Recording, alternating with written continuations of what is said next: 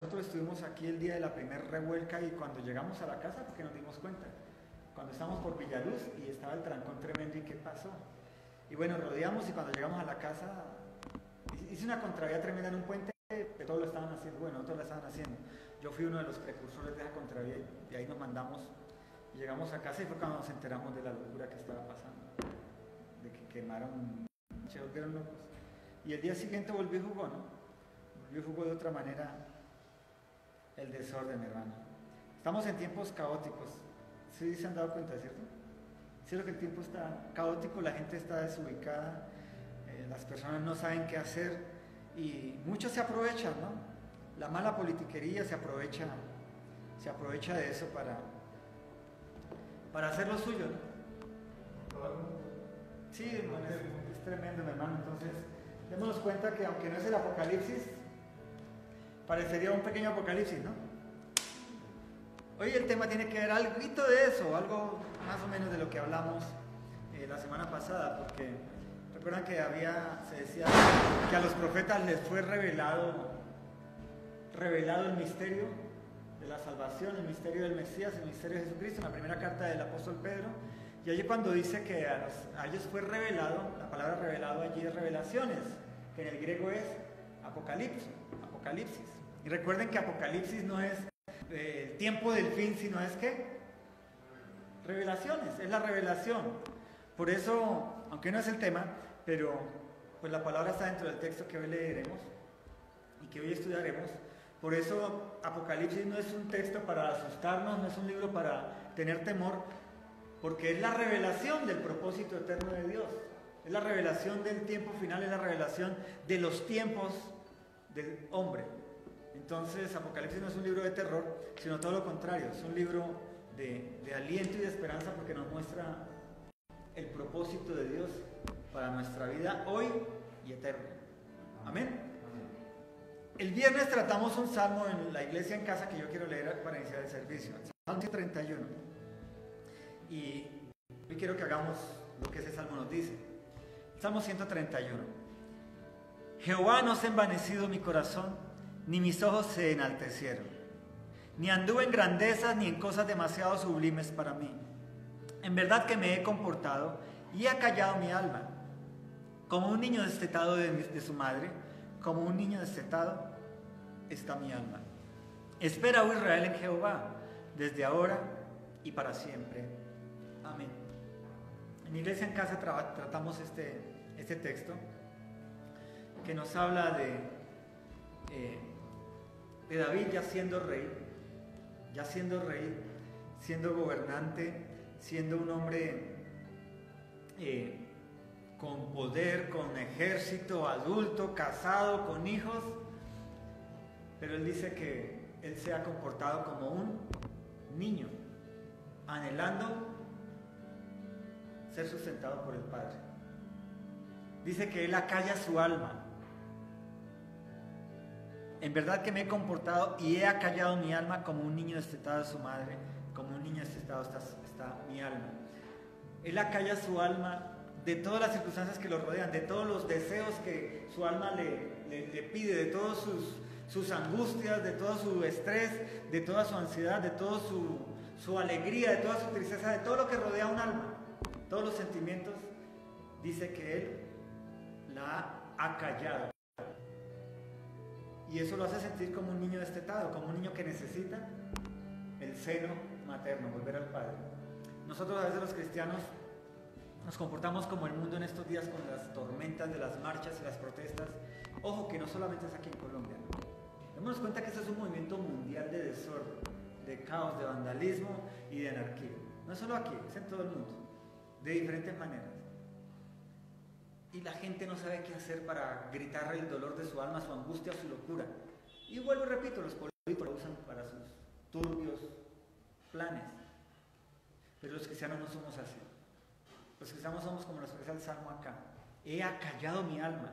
A todos mis anhelos, deseos, locuras o lo que sea bueno o malo, le digo a mi alma, no. Lo deseas, pero allí está el seno materno. Y anhelo estar allí protegido, sustentado, allí cuidado.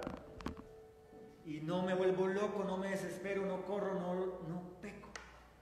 busco no pecar porque acallo mi alma. Y nosotros a veces no acallamos nuestra alma y por eso terminamos, ¿qué? Pecando contra el Señor. Ese salmo lo trabajamos el viernes en la iglesia en casa. Y lo interesante es que el rey David le está diciendo a su pueblo: espera Israel en Jehová. Todos tus anhelos, todos tus deseos, acállalos y confía que Dios tiene el control.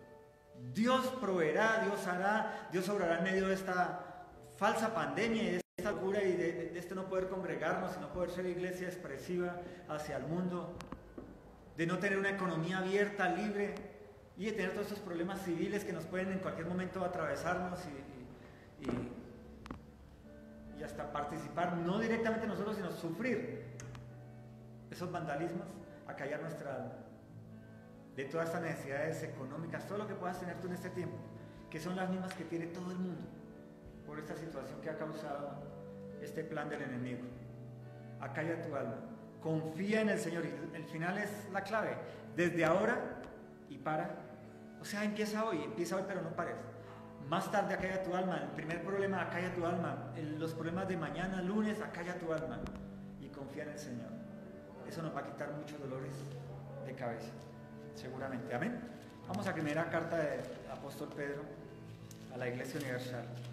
Y continuamos allí en este tema, que es importante porque recuerden que este tema habla de un cristiano genuino y de un cristiano en época de persecución. La carta es escrita a la iglesia en general, pero es una carta que habla en una época de persecución, de opresión, de huida. Por eso dice a los esparcidos, a la iglesia esparcida, difuminada. Y nosotros hoy hacemos parte de esa iglesia. Vimos un poco del texto 10, 11 y 12, ¿cierto? Hoy vamos a terminar este texto.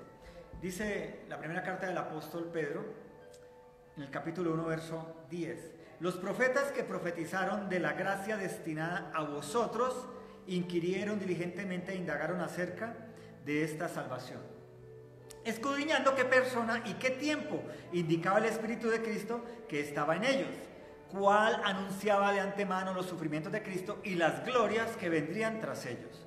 A estos se les reveló que no para sí mismos, sino para nosotros administraban las cosas que ahora os son anunciadas por los que os han predicado el Evangelio por el Espíritu Santo enviado del cielo, cosas en las cuales anhelan mirar los ángeles. Verso 13. Por tanto, ceñid los lomos de vuestro entendimiento, sed sobrios y esperad por completo en la gracia que os traerá cuando Jesucristo sea manifestado. Como hijos obedientes, no os conforméis a los deseos que antes tenías, estando en vuestra ignorancia, sino también, como aquel que os llamó es santo, sed vosotros santos en toda vuestra manera de vivir. Amén y amén. Vamos hasta allí. Hace 8 días vimos un poco más de profundidad el verso 10 y el 11, ¿verdad? Los profetas que profetizaron de la gracia destinada a vosotros inquirieron diligentemente e indagaron. Recuerdan que hablamos de que inquirir, indagar es estudiar, profundizar, preguntar, analizar en oración con otros conocedores de la palabra, con otros profetas, buscar entender de qué estaba hablando esa profecía que Dios les revelaba, ¿verdad? Y imagínate esto, imagínate los profetas del Antiguo Testamento. Ellos vivían bajo el pacto de la sangre del cordero, ¿cierto? De un animalito, ¿verdad que sí? El cordero pascual. Y toda su vida estaba basada en esa ley dada a Moisés, y todo su conocimiento estaba dado en los libros de Moisés, en algunas profecías escritas, algunos escritos, y lo que Dios les revelaba a ellos. Y Dios les estaba revelando la venida ¿de quién? De Jesucristo, en un tiempo cercano, aproximado más o menos, y que vendría a dar gran salvación a Israel, ¿o a quién? ¿Ustedes no creen que ellos se preguntaban?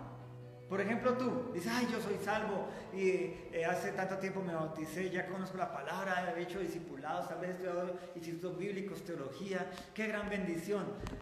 Pero no te preguntas tú, ¿y cuál es el siguiente paso?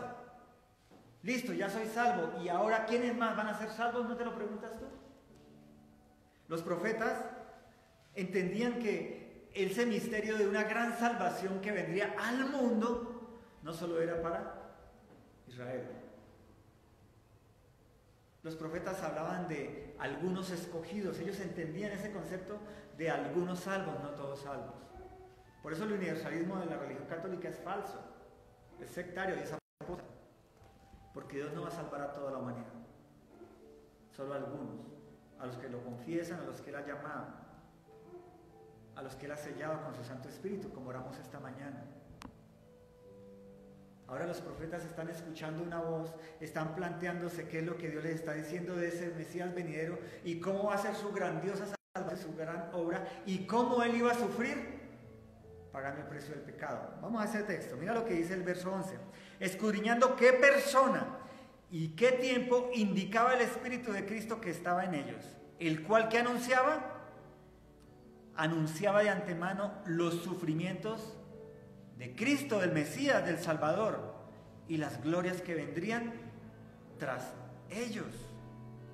Mi hermano, ellos no estaban viendo, o Dios no les estaba revelando, un rey sentado en el trono rodeado de un séquito de sirvientes, gobernando poderosamente y destruyendo al enemigo, y él intocable. Ellos no vieron eso. O sea, ese es nuestro rey, nuestro Dios, ¿cierto? Cristo es intocable, es el Dios de la creación. Él es todopoderoso, ¿verdad que sí? Pero a ellos les fue revelado un cordero humanizado, sufriendo, siendo el rey de Israel, siendo el salvador de su nación y el salvador de todos aquellos que dirijan su mirada a Él. Veían era un hombre muriendo, sufriendo, con unas glorias postreras. Y nosotros hoy, el día de hoy, que hemos recibido la gracia que ya pasó. La gracia es vigente hoy, ¿no? Porque hoy somos salvos y tenemos la gracia en nosotros. Pero quiero que pienses en esto. Tú hoy conoces que Cristo vino y murió en una cruz. Mínimo, si no has leído la Biblia, lo conoces por las películas de Semana Santa. Por la película de Mel Gibson o las otras películas, has conocido que hubo un hombre que murió en una cruz, lo clavaron y arqueológicamente de pronto la historia habla de un posible crucifixión de un personaje allá en Israel, en Jerusalén, ¿cierto? Mínimo, es el mínimo conocimiento que tenemos todos. Aún los musulmanes, los budistas, en cualquier parte del mundo, se sabe que hay un personaje llamado Jesús que murió algún día en la cruz, posiblemente sí, posiblemente no, pero todos tenemos algún conocimiento. Ahora, nosotros tenemos ese conocimiento también. Listo, creemos en la palabra, nos han discipulado tal vez por el catolicismo, ahora por el cristianismo, y creemos en ese Cristo. Ya sufrió, ya se cumplió parte de lo que los profetas vieron y que este texto Pedro está expresando para que entendamos que del Antiguo Testamento se habló del Cristo del que él conoció, caminó, habló, comió, fue regañado por él, fue instruido por él y le sanó la suegra. O sea, Pedro está uniendo aquí el Antiguo Testamento y el Nuevo Testamento en este texto. Ahora vamos con nosotros. Nosotros leemos el Antiguo Testamento, conocemos el Nuevo Testamento, hemos visto las películas, Cristo muriendo en la cruz y resucitando y todo, ¿cierto? Conocemos el sufrimiento de Cristo, o al menos lo hemos aprendido, estudiado o leído. La pregunta es, lo que dice el texto al final. Anunciaba de antemano los sufrimientos de Cristo, estamos bien, y las glorias que vendrían tras ellos. El día de hoy, mi hermano, tú ciertamente crees en las glorias que vendrán tras la muerte de Cristo. Quiero que pienses en la historia. Las glorias después de la muerte de Cristo. Pedro reinando en Roma y siendo el primer papa. Amén. ¿Sí? ¿Sí? ¿Cómo que pasó con Pedro? Asesinado, martirizado por hablar de Cristo.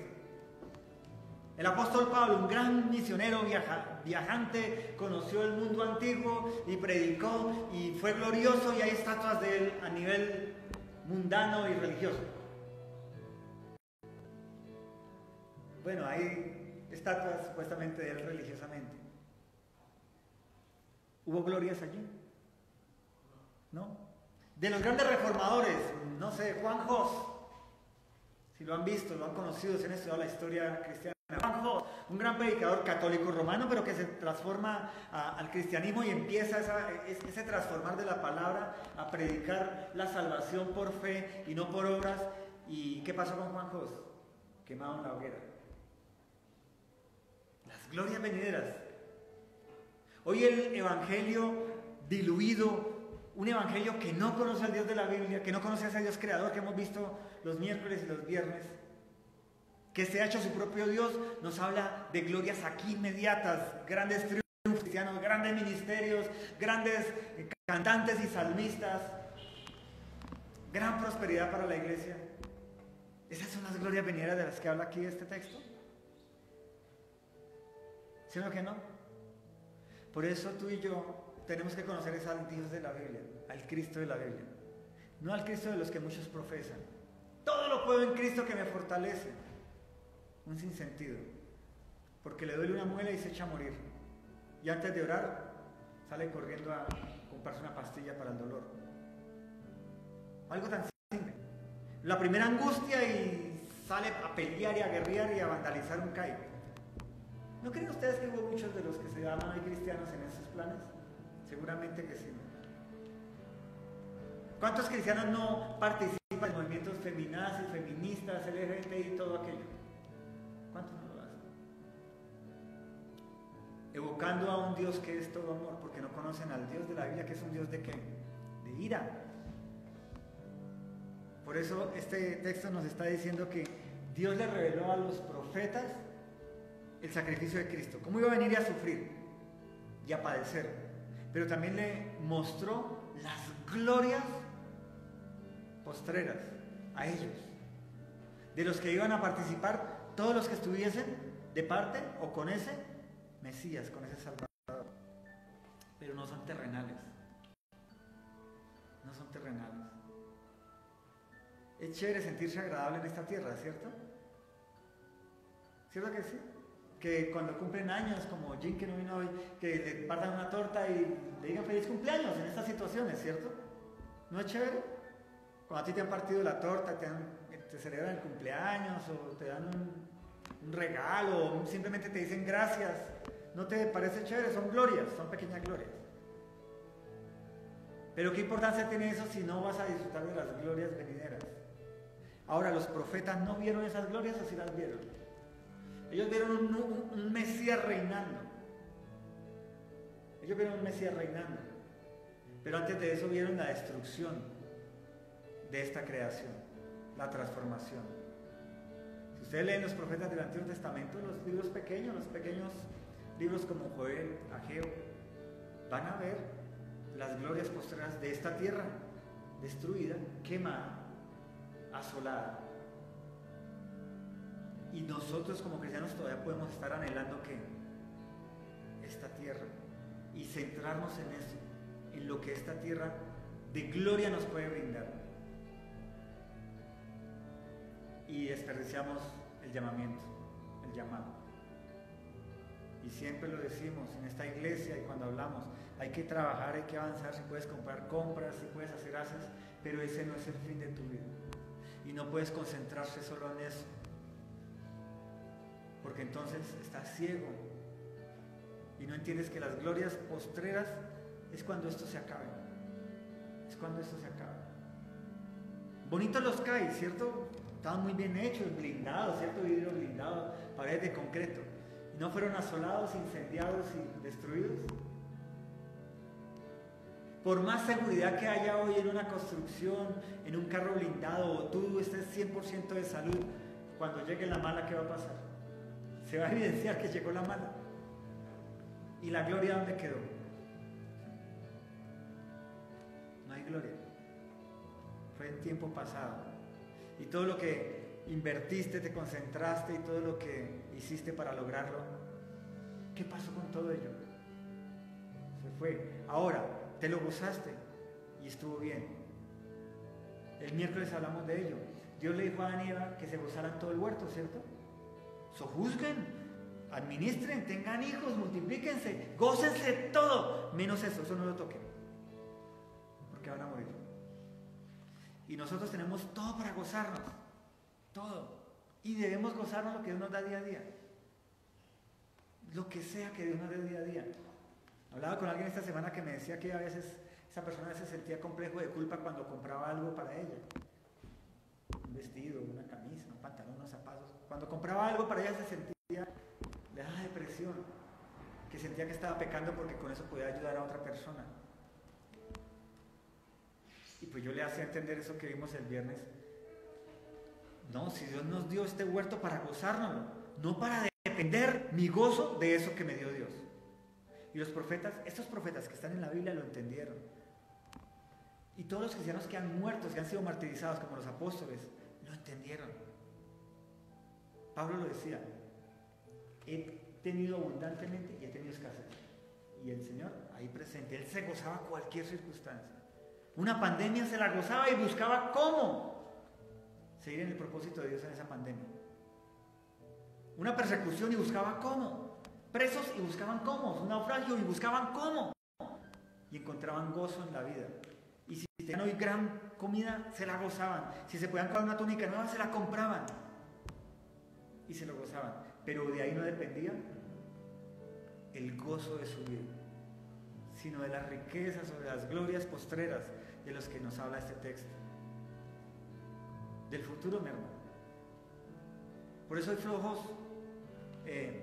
La mayoría de cristianos somos flojos en llevar a cabo la obra del Evangelio, porque nuestra mente está concentrada en las glorias perecederas.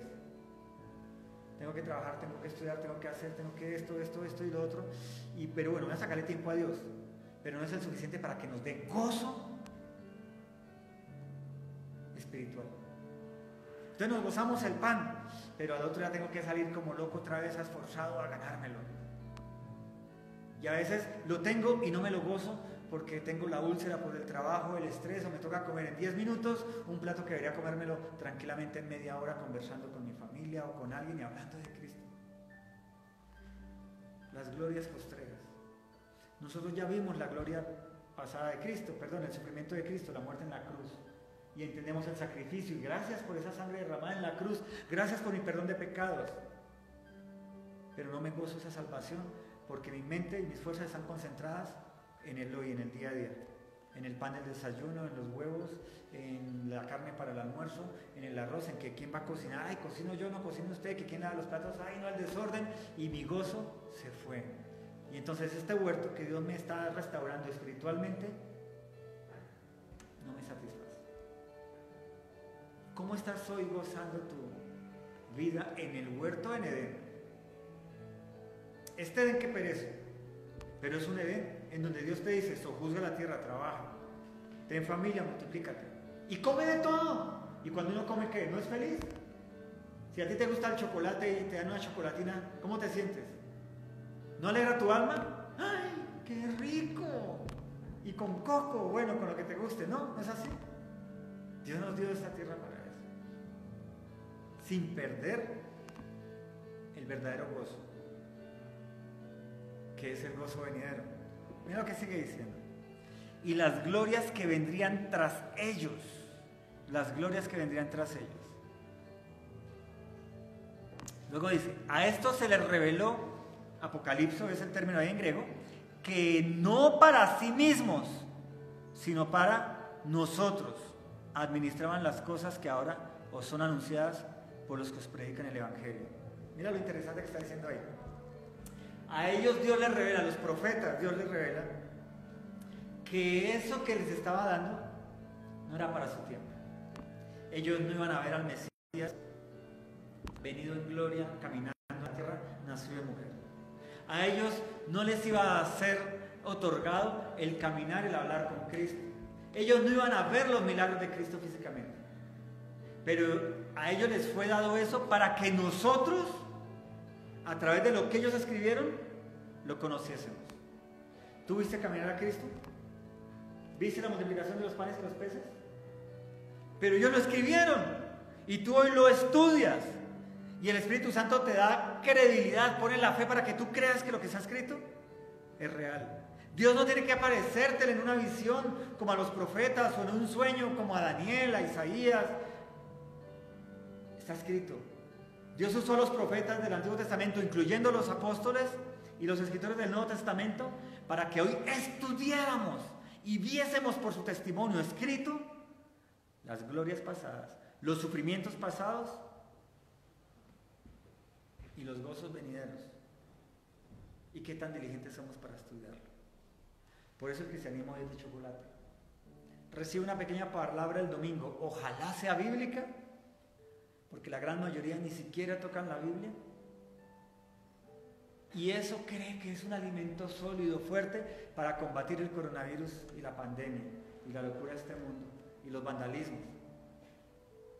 Y Life Black Matter, ahora que en Colombia también ya están titulando a los vándalos. Ya están trayendo a colación extranjerismos para justificar su locura y su mentira. Y por eso nos debilitan y nos asustan.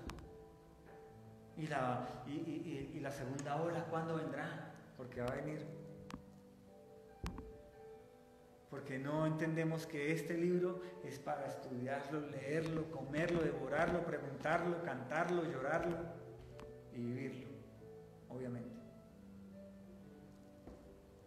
A esto se les reveló Apocalipsis, le desveló Apocalipsis.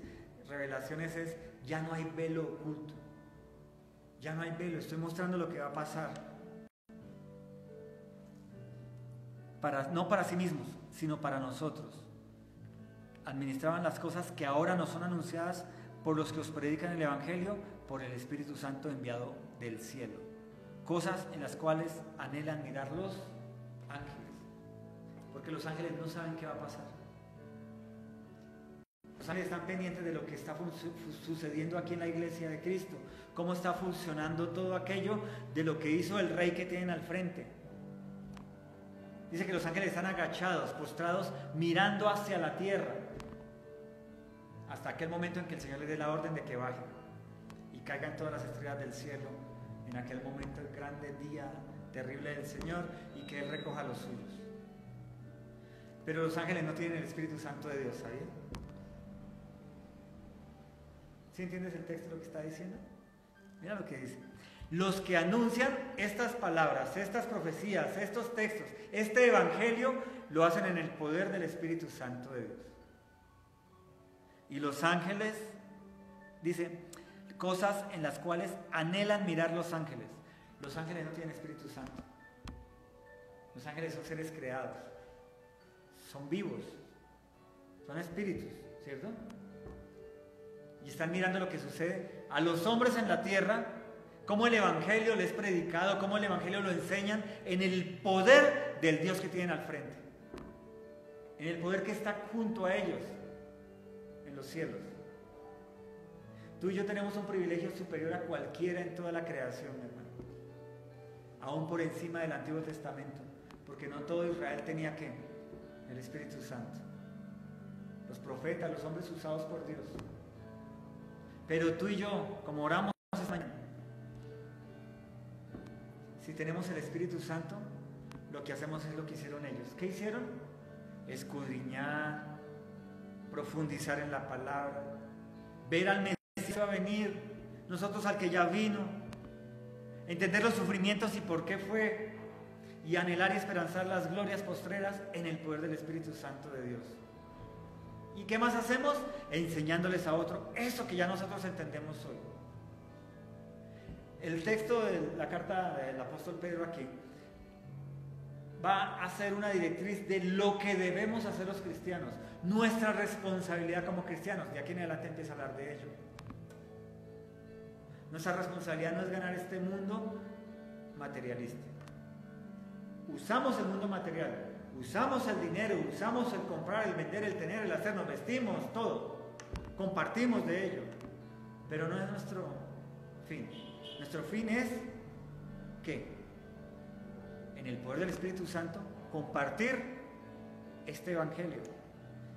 Administraban las cosas que ahora os son anunciadas por los que os han predicado el evangelio por el poder del Espíritu Santo enviado del cielo. De aquí en adelante la carta va a hablar de lo que debemos hacer los cristianos, de nuestra ordenanza como cristianos, hacer lo que debió haber hecho Daniel, seguir administrando esta tierra, seguir sojuzgando la tierra, seguir teniendo familia, hijos, pero anunciando el evangelio de Cristo. Luego viene cómo hacerlo, que es el texto 13. ¿Cómo hacemos eso? Y lo hemos visto muchísimas veces y continuamente en la iglesia lo predicamos, lo hablamos. Verso 13. Por tanto, ceñid los lomos de vuestro entendimiento. ¿Qué creen que está diciendo el texto ahí? ¿Qué es ceñir los lomos? Recuerden que este texto, o la explicación tiene que ver con la forma como se vestían en aquellos tiempos. Ellos no usaban pantalones jeans ajustados, ni leggings, las mujeres, ni nada de eso, ¿cierto? ¿Qué usaban? Batas, eran batas. Y cuando tenían que salir corriendo o ponerse a trabajar con una bata, ¿se imaginan ustedes? Con una falda larga. Entonces ceñir los lomos tiene que ver con amarrarse esa falda, hacerse un nudo para que quedase como un pantalón libre, para poder moverse, caminar, hacer fuerza y de todo. ¿Me hago entender? Pero él está diciendo aquí que ciñamos, amarremos, ajustemos, ¿qué lomo? Mi hermano, hay predicadores que hablan que muy bonita la teología, muy bonito el estudio, pero que eso no edifica tanto como hablar en lenguas, profetizar o ayunar y venir a darnos golpes de pecho y clamarle al Señor que nos hable directamente y que nos... ¿Cierto que sí? Hay unos predicadores que hablan así, ¿cierto? Y aquí el apóstol Pedro, inspirado por el Espíritu Santo de Dios, evangelizando y enseñando el Evangelio de Jesucristo a la iglesia y a nosotros, él nos dice, oye, ajusta esto. La palabra es ¿para qué? Para pensarla, para leerla, para estudiarla, para analizarla, porque eso hicieron los profetas, que no tenían palabra que estudiar. Revelaciones, indagaban, instruyeron, estudiaron, profundizaron en esas profecías que recibían de parte de Dios. Ahora, ¿cuánto más nosotros que hoy tenemos un texto que sabemos leer, que bendito el Señor tenemos vista, aunque a veces con dificultad, como nuestra hermana que ha estado en una situación de dificultosa sana con su vista? Pero tenemos todo ello, y aquí lo que dice el texto es: ceñid vuestros lomos del entendimiento. O sea, ajuste el cerebro, mi hermano, piense en la palabra que está escrita, piense en lo que le están enseñando. ¿Realmente ese predicador está hablando de la Biblia o está hablando de sus deseos carnales, pecaminosos y espiritualizándolos para que la iglesia los crea? ¿Está vendiendo el evangelio de Cristo o está vendiendo un falso evangelio? Porque nosotros vendemos el evangelio de Cristo. Cuando tú hablas y predicas, tú tratas de convencer a las personas del evangelio de Cristo, ¿cierto?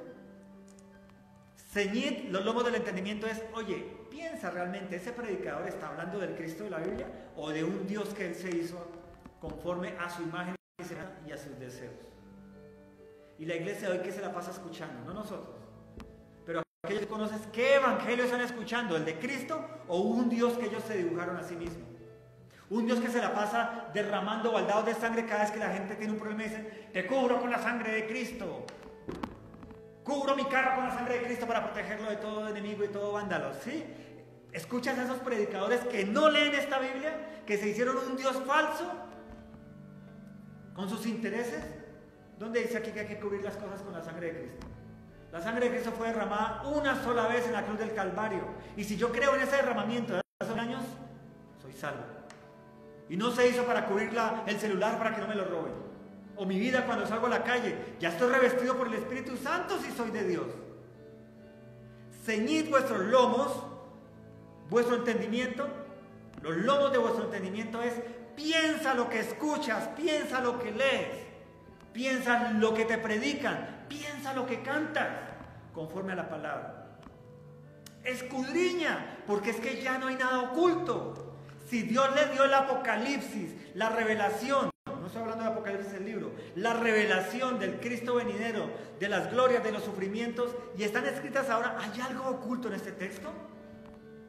¿Hay algo oculto para que este texto nos revele el falso predicador, el falso profeta del día de hoy?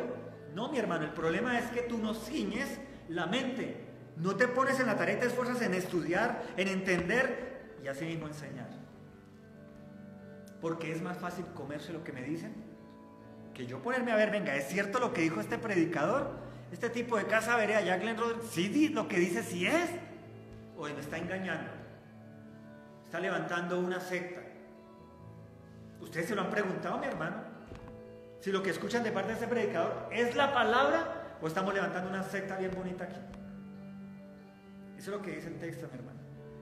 Un de cristiano es escudriñar a profundidad todo lo que se habla de Cristo. Donde se congrega, sus amigos que se dicen cristianos, lo que escuchan en la radio, en el internet, donde sea.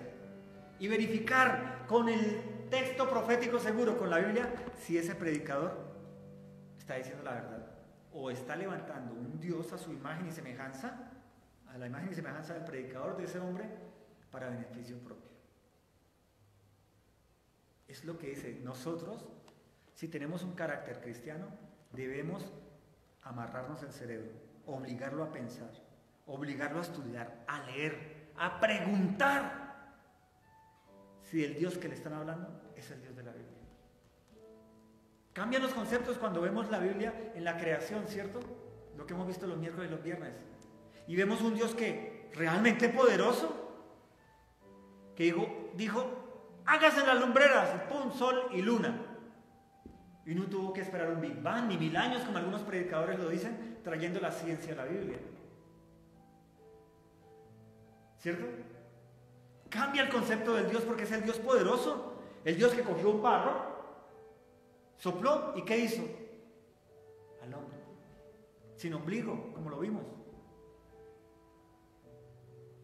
Y luego le abrió su costado e hizo a Eva de una costilla. No tenía ombligo, pero sí tenía cicatriz, Adán. Y entender eso nos hace ver al Dios de la Biblia, al Dios poderoso, no un Dios evolutivo que en 1000 años hizo una cosa, luego 1000 años los vegetales y luego 1000 años los... No, días de 24 horas. Pero ¿cuántas veces escuchamos predicadores que traen la ciencia, hablan de la ciencia y los viajes espaciales y otros planetas, cuando ni la Biblia nos habla de ello? ¿Para qué se estorba en la predicación hablando de lo que la Biblia no nos dice? Se están haciendo un Dios a la imagen y semejanza de un mundo que anhela un Dios de ese tipo. ¿No es así? Ceñid los lomos de vuestro entendimiento. Piensa, oblígate a pensar lo que escuchas, lo que lees, lo que estudias. ¿Está de acuerdo a la Escritura? Compáralo. La versión es bíblica, mi hermano. Están saliendo Biblias porquería. Vuelve a las versiones antiguas, mínimo la Reina Valera 1960, mínimo. La 1905. Pero no cojas esas nuevas versiones internacionales ahora y son Biblias manipuladas, están quitándole textos al original, a los originales o a los textos antiguos, para justificar diferentes doctrinas, mi hermano. Pero si tú coges, ay, es que esta le entiendo todo lo que me dice, es que es tan facilito entender y te están robando la verdad de la palabra.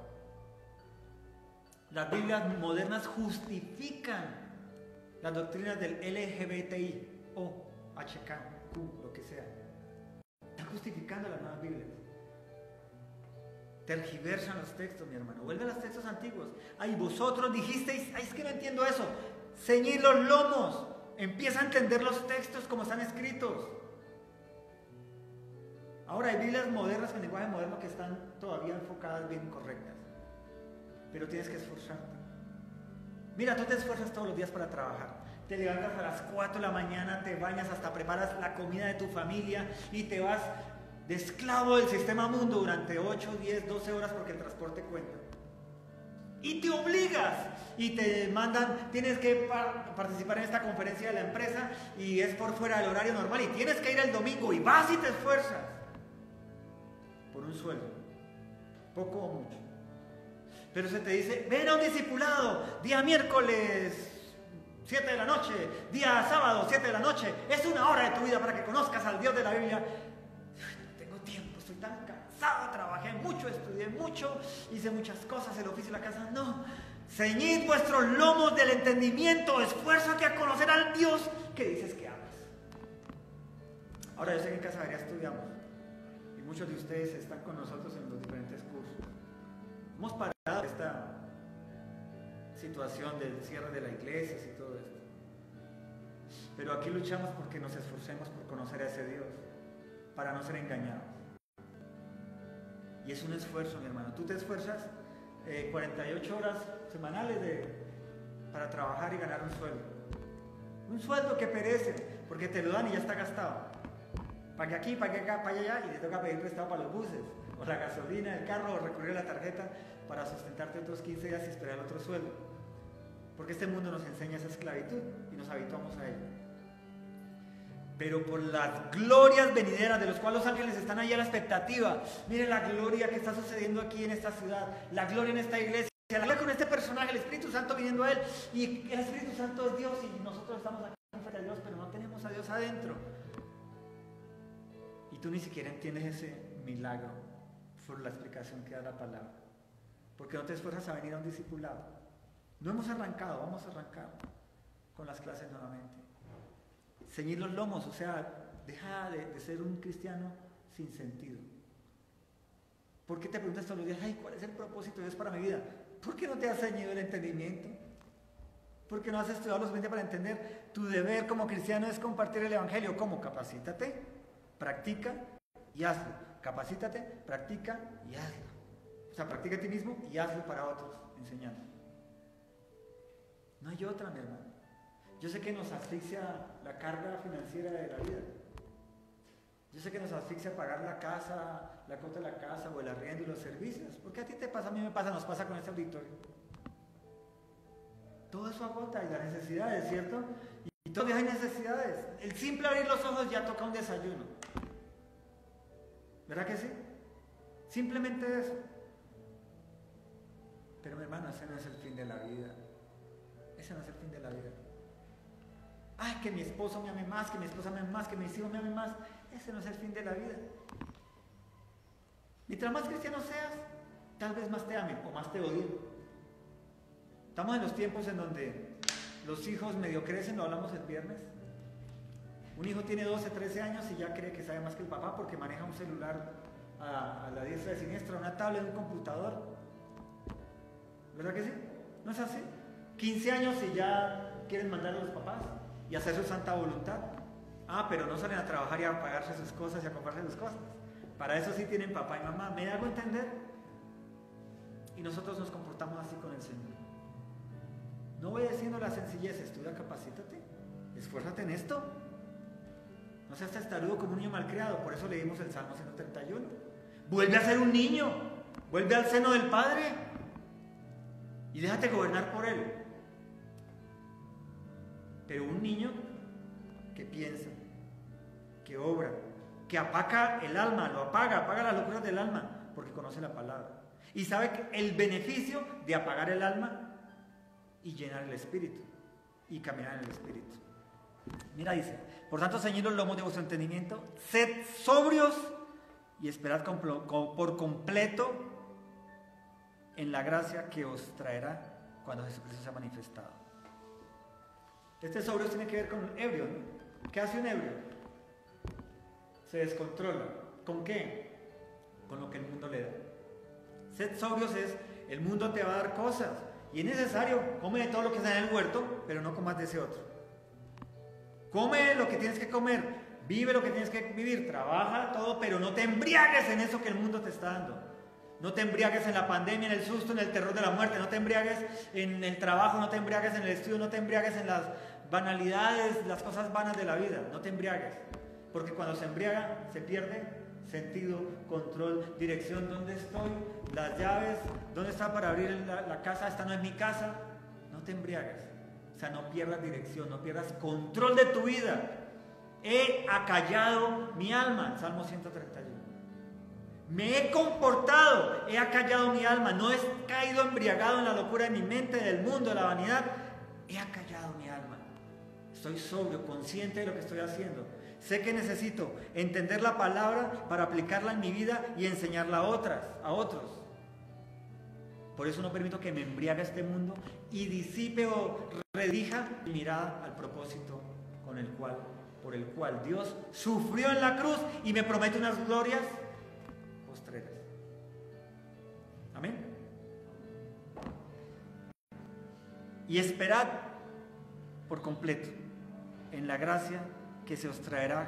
¿Cuándo? ¿Mañana que salga a trabajar? ¿Cuándo? ¿Cuando esté comiendo en mi casa? ¿Cuándo? ¿Cuando me case? ¿Cuando sea mayor? ¿Cuando esté viejito? ¿Cuándo? ¿Cuando Jesucristo qué? Se ha manifestado, mi hermano. Nuestro gozo pleno, es cuando Cristo regrese. No antes. Por eso estas personas que están en este libro anhelaban que Cristo regresara ya. Cristo regresa pronto. Pero tuvieron que esperar como nosotros hoy estamos esperando. Cuando Cristo se manifieste. Mi hermano, Cristo ya se manifestó en nuestra vida en la persona del Espíritu Santo de Dios. Y tenemos que empoderarnos en ese Espíritu Santo como oramos en la mañana. Para poder gozarnos este huerto y comer todos los frutos y estar a metros del árbol de la ciencia del bien y del mal, sabiendo que está ahí y conociendo todas sus artimañas. Pero nos podemos gozar el resto del huerto sin embriagarnos de ese huerto, porque nuestra herencia no es esta. El apóstol Pedro le está escribiendo a la Iglesia Universal, a nosotros el día de hoy, en el poder del Espíritu Santo, para que entendamos cómo los antiguos en el Antiguo Testamento y cómo los antiguos del Nuevo Testamento y los que han muerto antes que nosotros pudieron ser cristianos genuinos, caminar en persecución, en angustia, en bendición. Muchos otros caminaron bien, o sea, no tuvieron problemas y predicaron el Evangelio. Estudiaron, caminaron con Cristo. No todos murieron martirizados, ni en la Reforma ni nada. Muchos fueron normales, murieron en su casa, en su cama normal. No todos fueron comidos por los leones. Muchos murieron normal, de viejitos, de enfermedades normales. Pero todos anhelaron las riquezas en gloria de Cristo Jesús. Todos anhelaron ese nuevo reino, la heredad segura y real. Mi hermano, yo sé que tú y yo tenemos problemas hoy, sufrimientos, angustias, pero que eso no nos embriague, porque tal vez hasta el día de hoy nos ha embriagado. Por eso les pedí que oráramos, que hoy el Señor, una reconciliación con Él, una reentrega a Él, una reconsagración a Él en la mañana, antes de iniciar la palabra. Porque es necesario que nos reconsagremos por la labor a la que nos llamó, que es sojuzgar esta tierra, pero darle una familia, siendo ejemplo y enseñando. Pero ¿cómo vamos a dar ejemplo y cómo vamos a enseñar si no conocemos, si no nos capacitamos, si no ceñimos nuestro cerebro a pensar? La invitación en esta mañana es a que le estoy lavando el cerebro, es a que ahora que vayamos a iniciar a programar las clases nuevamente, no te inventes excusas, organiza tu tiempo. Tienes 24 horas del día para trabajar, para hacer lo que tienes que hacer, tu casa, tu hogar, lo que tengas que hacer. Oye, sé responsable con la sangre de Cristo que te limpió de pecados hace 2000 años, en la cual crees hoy. Y capacítate para no ser engañado ni un engañador y poder evangelizar a los que dices que amas y luego a los que vengan delante de ti. Amén. Esto es para lavarte el cerebro y el corazón y ponerte intención y obligarte, mi hermano, o sea, que tú te obligues, no yo, a cumplir el llamamiento en Cristo Jesús. Amén. Ponte de pie, mis hermanos, y oramos.